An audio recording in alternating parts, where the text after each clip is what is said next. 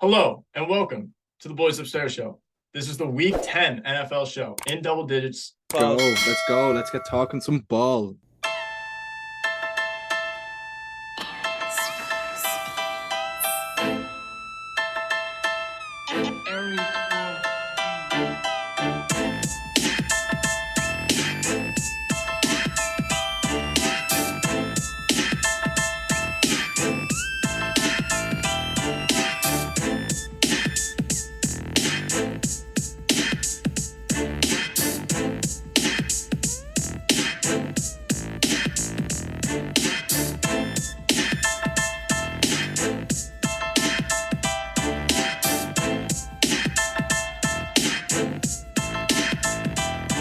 First game on slate here. In an absolutely unprecedented move, the Seattle Seahawks are good in Germany, 9:30, 9:45. You guys know? In the morning? 9:30 Eastern. 9:30 Eastern. Bucs are favored, surprisingly, -3. Total's 44.5. We'll give it to Scott here, our resident European. He's very juiced up for this 2 p.m. start for his time zone. I think that was that European correspondent that I kind of got there. I like that title. I'm gonna roll with that anyway. Yeah, we got a game in Europe this week. How great is that? Seahawks +3. What? I thought I read the line wrong. It completely took me off guard there. I really like the Seahawks in this one. 4 wins on the trot this Seattle Seahawks team has. 4 wins in a row. I mean, come on. Bit of respect to this team. Kenneth Walker, they can run the ball, they can pass the ball. Run the ball with Kenneth Walker. Credit to Sam Massaro for picking him up in his waiver wire. Well, look, I see you. You know, you're nodding your head. Anyone who has Kenneth Walker in their fantasy football team is doing incredibly well right now. But in real life, he's also doing incredibly well running the ball. Been effective on the ground. 2 touchdowns in his last game. He looks like a pro already. Passing game, I'm amazed. Genuinely, I am amazed with how productive this passing attack has been, led by Geno Smith. The defense is back. I wouldn't say to its Legion of Boom status, but it's doing well, right? So this offense can score, can put up points. Noah Fant was the top receiver last week with 95 yards, only on 5 receptions. Not your standard DK Metcalf or Tyler Lockett. It was Noah Fant, the tight end. The Bucs, they're struggling for answers. The most points they put up all season is 31, and that was against the Chiefs in week 4. The Todd Bowles era isn't what we thought it would be, or it's not what I thought it would be anyway. And I think we're seeing hiccups with this Bucs team that we haven't seen before. This is unprecedented territory for Brady and the Bucs. I like the Seahawks in this one purely because of how their offense is right now, the momentum going into this one. When you think about that game that the Bucs played last week against the Rams, that was a last-minute touchdown score, and I don't know what this team is. They can't seem to run the ball either. So I'm all in on the Seattle Seahawks in this. And I also like the under because both teams are top 5 in the NFL in sacks. So I think there'll be constant pressure for either quarterback. And I don't think this Buccaneers defense can put up a whole lot of points. Seahawks +3 and the under 44 is where I'm at. 2 shocking developments. And the first one here is that if you had told me at the beginning of the season that come week 10, the Seattle Seahawks and the Atlanta Falcons would be in playoff positions and the Tampa Bay Buccaneers and the Green Bay Packers wouldn't be, I would tell you you're crazy. And the second thing that is unbelievable is that Scott and I had the exact same picks. Seahawks +3 and under 44.5. And I'm not as confident in the Seahawks pick, and I agree with everything you said. I love the way they're playing now. I picked them last week. I've been riding them. I've been riding them on real bets in real life.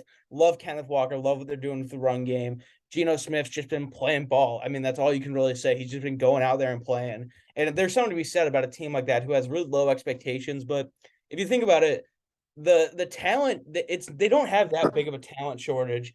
It was a question of kind of, what's it going to be like when they lost Russ? Like, is that the end of an era or whatever? But they're playing like a solid football team right now. I take the under here because I think the Bucs approach coming into this game is keep our defense hot, which it has been. That's kind of been the Bucs' only real bright spot this year, is that their defense has been playing well. So I think the Seahawks are going to have to adjust to that, but at the same time, I think they can get that run game working, get some completions to Lockett, Metcalf, even Will Dissly, get Geno Smith on the run a little bit. I think they'll be just fine. First of all, coming to you live from Grand Central Station. Awesome. Kidding me? Talk to me nice. So we got a football game in Munich, fellas. Couldn't really tell you what the atmosphere is going to be like. Electric. The European crowd, Martin. It'll be electric. Is that what it is? I know it will be. It would be lit. It would be electric in Ireland. But the Germans, they're big footy fans. They're big footy fans over there. Not American football. They're also That big being- drinkers though, so they should be That pretty is buzzed. true. That is true. And just because it's 9:30 for us doesn't mean it's 9:30 for them. They're going to be up and at 'em. All right. My pick is the Seattle Seahawks. As you saw, the tender embrace that Byron Leftwich and Tom Brady shared on the sideline after they finally got a goddamn win on those Tampa Bay Buccaneers. It was tender. It truly was. It's not sustainable. All right. The Bucs are frauds. I don't know if you saw, but the crypto exchange FTX recently just went under. Tom Brady invested hundreds of millions of dollars into it. So he's truly, feeling the financial reckoning on that as well. That being said, Tom Brady's in the dumps. I'm taking the Bucs, not going to touch the total. I'm taking the Seahawks, not going to touch the total. Taking the Seahawks. Is this the first game in Germany, like ever? Yes. For the yes, NFL? Yes. Very cool. And I think that those Germans are going to see something that Americans have seen for the last 20 years. That's Tom Brady get a win. I don't think Tampa's that great, but I think that they turned a corner last week. He heard him in the press conference. That was awesome. That was bleeping awesome. Got their confidence, got their mojo back. Jake, you're allowed to swear on this show, by the way, just so you know. I'm just saying, because in the press conference video I saw him, they bleeped it out. So I'm quoting the direct press conference that I heard. But what I will say is this. I asked Sam and you guys last week, is Seattle a good team or are they a good story? I think this week we're going to start seeing them as a good story. I think that Tom Brady will control the game. Give me Bucs -3. And he'll get the first NFL win in Germany under his belt as well. And in his incredible 23-year career, he's also going to have a German win under his belt. Buccaneers are 2-6-1 against the spread and 0-6-1 against the spread in their last 7 games. Seahawks are 6-3 against the spread and the under 7-2 in the Bucs last 9 games. Under and Bucs here. Under and Seahawks here. I want to lean Bucs because I just feel like at some point something's got to give. And I feel like the Bucs are still going to be good in the end, but right now they just aren't. And at some point, I feel like it's going to happen, but the Seahawks are hot. The Seahawks are for real. Like, they're not just a hot, like, maybe good team. Like, they are a good team. So I'm taking the Seahawks. I'm taking the under, and I think that's what's going to happen. I'm going to stay away from the spread. I'm just going to take the under 44.5. I really don't like this game at all. I don't know. I feel like Seattle's starting to fall off the rail a little bit. I want to say the Bucs are starting to get hot, but like the Rams are horrible. So I'm just going to stick with the under. Game 2 on the slate. Vikings at Bills. Bills -3.5. This opened at, I think, 9. Is that correct? 7? Yeah. I believe so. No way. I think it was 6 or something. Maybe 7. I think it was 7. Yeah. Total's 44.5. So the reason that it dropped to 3.5, Josh Allen has a partially torn, I don't know what it is, but basically Tommy John. It's elbow. If I can explain it, it's the ACL of your elbow, basically. Yeah. And it is the prime injury of pitchers in baseball where you have to get Tommy John surgery to repair it, which keeps you out for almost 18 months, which is severe. But a partial tear can heal on its own, and throwing a football is a lot less strenuous on the elbow than throwing a baseball. So there's my Dr. Sam's diagnosis. Thank you, Dr. Sam. So I will go first for this game. This game is extremely hard to pick just because right now, as we sit today, Wednesday at 8:37 p.m. Standard Eastern Time, we don't know if Josh Allen's playing. So right now it's 3.5, which is a horrible number, especially if it's going to be Case Keenum starting for the Bills. Also, 44.5 isn't a great number either, because if it is Case Keenum starting for the Bills, I don't know if it's going to be an overtype game. Vikings ranked 22nd in the NFL in net yards per play at -0.4 yards per play. However, the Bills are first in yards per play at +1.5. That's with Josh Allen, though. So that's the thing. I think the Vikings are going to win this game. I'm taking Vikings +3.5 here. I'll take the points. Even if they lose by a field goal, I still win. So give me the Vikings. Okay, T. So we all know the giant cloud hanging over this game is Josh Allen playing.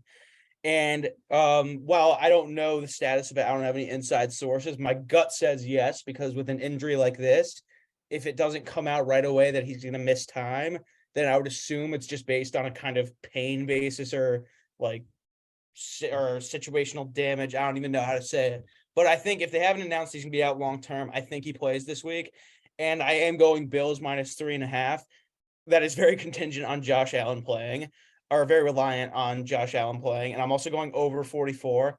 And if Josh Allen isn't playing, I'll just wear it, and both of these picks are probably going to lose. But I don't think the Bills drop 2 straight here. I don't think the Vikings are as good as everyone thinks they are. They've been getting away with a lot of close games. They've beaten 3 very mediocre teams in the Lions, the Chicago Bears, and the Washington Commanders by 1 score. And all 3 of those games, they were down in the fourth quarter in. So Sam brought up a great point, talking about how the Vikings were down in the fourth quarter of the last 3 games that they won. They still ended up winning. Okay, it's called resiliency. It's called grit. They can be down in this game. They could lose by 3 points because you know what? The Vikings are going to cover plus 3.5. I'm nervous about Josh Allen. All fantasy owners are nervous about him as well. And I know he's a tough guy, but I mean, an elbow injury. Is it a throwing elbow? Yeah, I mean, Throwing elbow. That ain't no game to play. So I'm taking Vikings. I like over plus 44.5 as well. I can definitely see that happening. But give me the Vikes. Let's address the elephant in the room. Scott, I know you're sleepy, but stay awake here, buddy. Oh, I'm wide awake. I'm looking forward to this one, Jake. Come on. Minnesota's good, guys. And I'm here to tell you this. I was unimpressed with what I saw. They barely beat the Commanders, Jake. Like I was unimpressed. Compared to now, like you being like Minnesota's good, guys. Like they barely squeaked by the Commanders. They're that good now. They're 7-1. They're 7-1. It's hard to get them. Let me finish. 7-1. We saw them rally. Kirk Cousins dropped one of the best throws of the season right into Dalvin Cook's breadbasket. Oh, it was beautiful to watch. And then we got to see him show off the chains in the plane playing Antonio Brown's awful music, which, you know what? It shows that there's great camaraderie. They love Kirk. And you guys have questions about Kirk. And the only question that seems to exist about my team is that, hey, is Kirk Cousins good enough to lead us to the promised land? It looks like his teammates seem to think so. They're rallying around him.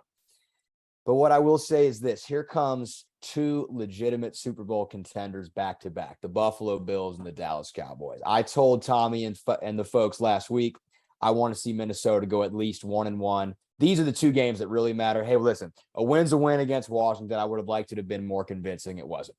Here's the deal about the Bills. I despise Las Vegas. Josh Allen's 1,000% playing. That injury is not that bad.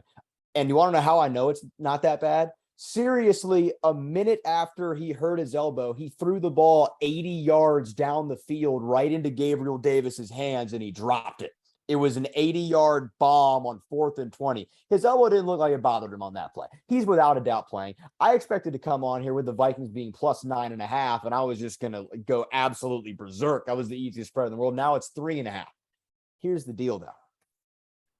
Going to be a big Dalvin Cook game. We're going to control the clock. The Bills have no run game. They have absolutely no run game. See, that's why it's concerning. They might rest Josh Allen because they understand they cannot run the ball at all. And it is all on his shoulders. They cannot run the ball. Minnesota knows that. We have great corners. Patrick Peterson. And Zadarius Smith, too. We get to the passer, 8.5 sacks, second in the league. Guys, Minnesota's 7-1 for a reason. You are what your record says you are. We're going to go into Buffalo. And we ain't leaving without a victory. Give me Minnesota. We're good again. All I gotta say is if Josh Allen doesn't play, we got Case Keenum coming in. Case Keenum led the Minnesota Vikings to the NFC Championship game and arguably should have won them the NFC Championship game. With Stephon Diggs, who's also on the Bills. I know. It's going to be pretty weird watching that. I like a nice revenge game. As much as I want to take Minnesota just because I don't think the Bills can win without Josh Allen, I like a revenge game. I'm taking the Bills minus 3.5. Jake Lewis, I believe we have a lot in common with our teams because you're getting the same argument that I'm getting and the same constant talk of who have you bet? Who is the team? Who? Look at the record. Look at this. We're winning games and your team is winning games. And yeah, so who cares if they're tight games? You're winning them. And that's the main thing. You're 7-1. Kirk Cousins, like Tommy was saying earlier, he's on the plane. He's got chains around him. The team are rallying around him. He's arguably, I'd say right now, playing in his last few games, he's playing some of his better football that we've seen from him.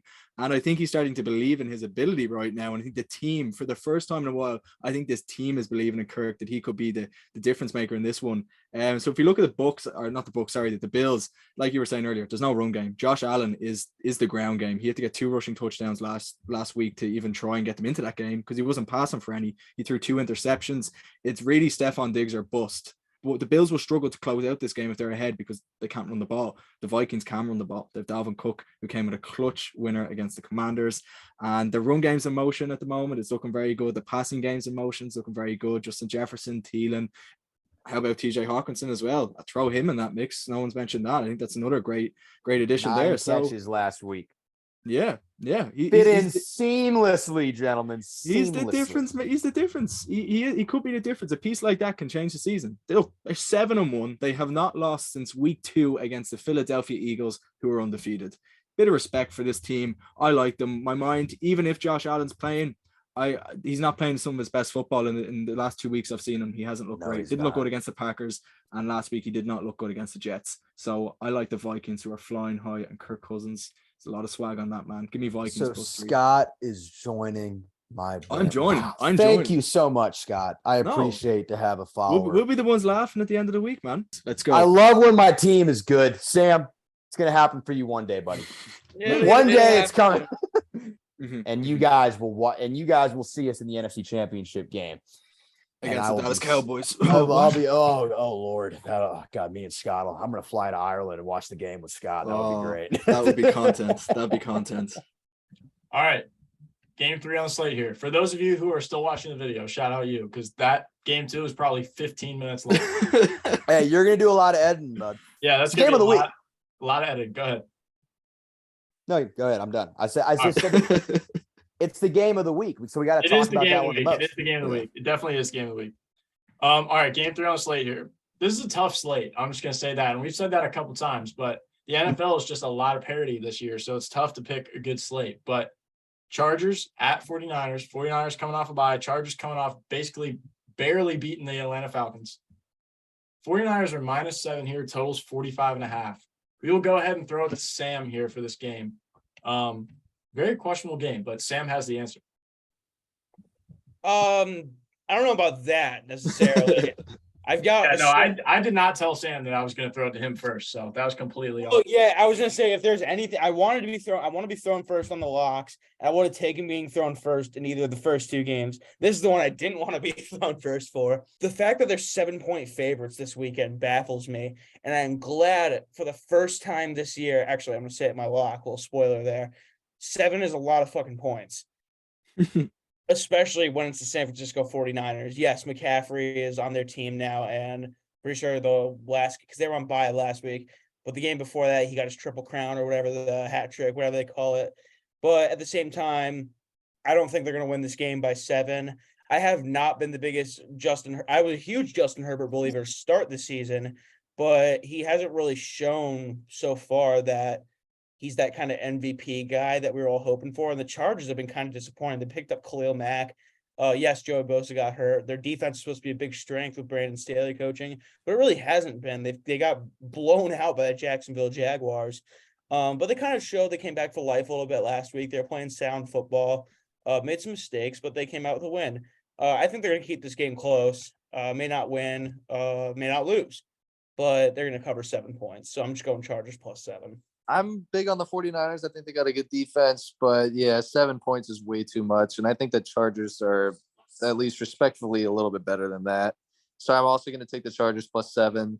I'm also going to expect a lot of scoring this game. I think the 49ers are going to use the bye week to get their offense back together, start getting Christian McCaffrey sort of built into the system. So I'm going to take the over at 45.5 as well. Quickly, Tommy, you can edit this for my last pick. I picked the Vikings. I also picked the over. Kirk Cousins 1:00. You can edit that. Let's go. Now for this game. To be honest, it's going to be way too hard for me to edit that in. So Don't edit it. Just put it on the fucking card. It's going to win. 2 winners right there. Okay, now back to this game. I was all over the Chargers all over the Chargers. I love Justin Herbert, but then I remembered their injuries. Keenan Allen and Mike Williams are out. It's really Eckler or bust on offense. I like good coaches coming off a bye. Shanahan, the Niners had a bye last week. 7's a lot, but I'm laying the 7. Give me the Niners -7. And Christian McCaffrey, he has fit in pretty seamlessly already, even though he's only been there a couple weeks. I like the Niners, even though it's a lot of points. I like the Niners as well. I like that 7 points. It's a lot of points. To quote the great Sam Massaro, 7 points is a lot of points. But the 49ers are capable of putting up those points. And I think that's down to Christian McCaffrey being a part of this offense now, and he changes everything. You know, the 49ers are like a kid in a candy store with Christian McCaffrey. It's just like, oh my gosh, we have him at our disposal now, and they're using him all over the place. This Chargers defense is not good against the run. I believe it's in the bottom 5 against the run. So you're going to be expecting a lot of Christian McCaffrey. You want to take him for 2-3 touchdowns. I think that's a fair thing to do. So we're going to see a lot of Christian McCaffrey this weekend. But with this 49ers defense, or sorry, team altogether, they're 4-4. They're a contender, but they're also like not a contender. I don't really know what the identity is of this team. And I'm not going to say that this is the game to prove it, but if you beat them by multiple points, you put up a lot of points against the Chargers, I mean, I'll start taking them seriously. Not that I'm not already, but I just don't think they're in that elite category just yet. So I do like the Niners in this one. I think the Chargers, like Jake was saying, there's so many injuries that they're dealing with. Yes, it was the Austin Eckler show last week, and it was the Josh Palmer show, and that was good enough to beat the Atlanta Falcons. Is it good enough to beat the 49ers when the 49ers are at home, coming off the bye? I don't believe it is. I think the 49ers will put up a lot of points in this one. So I'm going to go 7-point favorites. I'm not going to touch the over-under because of the injuries for both teams. I'm a big believer in the Los Angeles Chargers and Justin Herbert. They have really kind of, spat in my face this year, but I'll keep it short. Not touching the points here. 7 is a lot. And with the injuries, I could definitely see, the Chargers struggling, but I don't know if the 49ers are like that to cover by a whole touchdown. So I'm going to let that sit, but I'm definitely taking the over 44.5. That's all me. So Christian McCaffrey had 94 yards on 18 carries and a rushing touchdown last week. He also had 8 receptions for 55 yards and a receiving touchdown last week. He also had 1 pass for 34 yards and a passing touchdown last week. The Chargers defense is allowing 5.7 yards per carry, which is 32 out of 32 in the NFL. Atlanta had 202 yards rushing last week with Cordero and Tyler Huntley and Aguilar. So I'm taking the 49ers -7. That's a lot of points, but I'm taking the 49ers -7. I'm also taking the over here. I think points will be scored in this game, and the Chargers are going to go for it on every 4th down. They need this win. So I'm taking the over 45.5, and I'm taking the 49ers -7. It is time for the best part of the show, the locks of the week. I know Sam said he wanted to do his lock first, so we'll send it over to Sam. All right, I was excited. I thought Tony wanted to do his lock first. He put it in the chat. I mean, I did put it in the chat. Put it in the I will, chat. Sam I will said say it. I did not see that, Tone. That is on me, but Sam said it like a couple minutes ago. No, it's all right. I'll go after Tone because I already went first for a game. Why don't you go with whoever's higher in fantasy football? I I'll just be off the show in 5 minutes. I might only be like a game behind Tone right now. I'd be off the show in 3 minutes. I'm not up by much. Jake. I'm not up by much. Jake has quite the squad. All right, I'll give my lock first. Tommy's going to hate this, but I will be taking the Pittsburgh Steelers against the New Orleans Saints. Steelers are +1.5. Underdogs at home. They get TJ Watt back this week, I believe. Go. I don't know if it's official yet. And they're coming off the bye week. Mike Tomlin typically does well off of byes. The Saints have been on a downward trend since that Thursday night game. I don't even know what happened last week, but just got absolutely shellacked at home against the Ravens, who I think are a mediocre team. But with that being said, I think the Steelers are going to try and get back on track and get a win at home. And yeah, +1.5. I'm going with the Commanders, Washington Commanders, +11 on the Eagles because 11 is a lot of fucking points. And at the same time, I was going to say I had like 2 little gimmicks written up. The Commanders should not be named the Commanders because they haven't commanded shit this season, but they should be named the Fighters because that's what they've been doing, fighting. Every single Commanders game this season, besides the Cowboys and the Last week you told me I was a dipshit for picking the Commanders, and now you are. So it's kind of a rewarding moment for me. Well, yeah, okay, all right. Sorry, correct me if I'm wrong here, Sam. I know this is your luck, but is there? Look, I'm the Irish guy here. Is there not a chant, an American chant that's quite well known, and it's fight and win? No. Is that not a thing? Fight and win, fight and win. I always see that at soccer games. That's not what he's preaching. He's saying fight and cover. I'm That's saying, what I'm yeah. saying. Thank you. Yeah, yeah, Martin true. took the words out of my mouth there. Fine, But yeah. yeah. Regardless, they've been fighting in these last couple games. They lost to the I'm looking at their schedule right now. Lost to the Titans, and that was Carson Wentz being Carson Wentz in the last minute. The Bears completely outplayed them in prime time. They found a way to win that game. They battled and beat the Packers when they were down by 2 scores. They went and beat the Colts against Sam Ellinger, but still they had a tough game and they went and found a way. Vikings, they covered the spread, as Martin said. They fought and covered, and the Vikings were supposed to blow them out, much to Jake's liking, but they did, or much to Jake's dismay, they did not blow them out. Commanders, every game they've played pretty much, they fought to the end and made it a really close game. And I don't necessarily think they're going to win this game, although a divisional game with the Commanders, who have been like, their season's been kind of weird. Like, although they've been playing close games, I could see this being like one of the games that undefeated teams lose to weird teams. That's just how it happens. Unless you're the undefeated Patriots or the 85 Bears or the 72 Dolphins, they lose to weird teams. Undefeated seasons you're not just going to go cruise perfectly. Are the Eagles at home? Yes. That sucks. Yeah, it is. It's in the bird cage. They can still cover that 11 though. I think Chase they're Young gonna might cover- be back as well. He might be back. Chase Young. He's back in practice. He could be his first game. Who knows? Who knows? Even still, even without him, I am going to take the Commanders plus 11. Mhm. I don't think they lose this game by any more than 11 points. I say a touchdown at most. All right. I really, really wanted to do something just so we as a panel could talk about it, but even I can't convince myself. I wanted to take the Colts plus 5.5 with their new ESPN analyst coach, because they're playing the Las Vegas Raiders, and who have a coach in Josh McDaniels who might be an ESPN analyst next year with how awful he is. But even I couldn't make myself take the Colts. I really want to do, but I'm not going to. Instead, I'm taking the Rams minus 1.5 against the Cardinals. I think the Rams are cooked. That Tampa loss last week was devastating. Tom Brady, they stopped him, but they let him drive right down the field again in less than a minute and gave that game away. But they're playing the Arizona Cardinals, who I think are also cooked. And overall, I feel like Sean McVay has outcoached Kingsbury in their matchups against each other. And even though each team is kind of circling that drain right now, give me the Rams minus 1.5 as my lock. Jake, I commend you for not taking the Colts. I made that mistake. Very silly mistake last week. That being said, I am taking the under 48.5 points in the Dolphins-Browns game. Dolphins are 3.5-point favorites at home, 1 p.m. against the Browns. The final score of this game will be 27-20. I don't know who's going to win, but the final score of this game will be 27-20, which means that the total will be 47. That's all I have to say. It's going to be an under game, 48.5. It's a lot of points. That's my lock. Under. I cannot believe the line on this one. Cowboys minus 5.5 against the Green Bay Packers. I don't care. I do not care how you view this Dallas Cowboys team, okay? Each to their own, right? That's fair enough.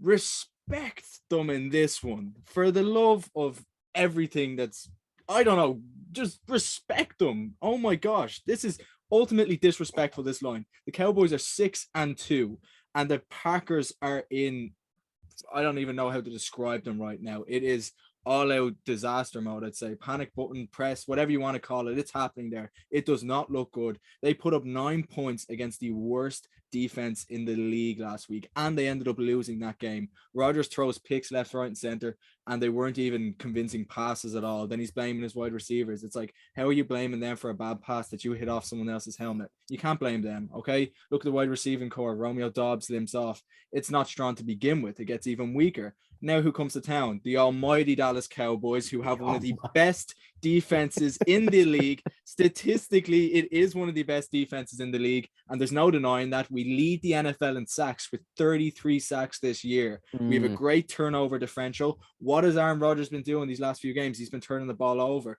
The ball is going to be turned over in this one. And you know what? We can now score points. We put up 49 points, against the Bears.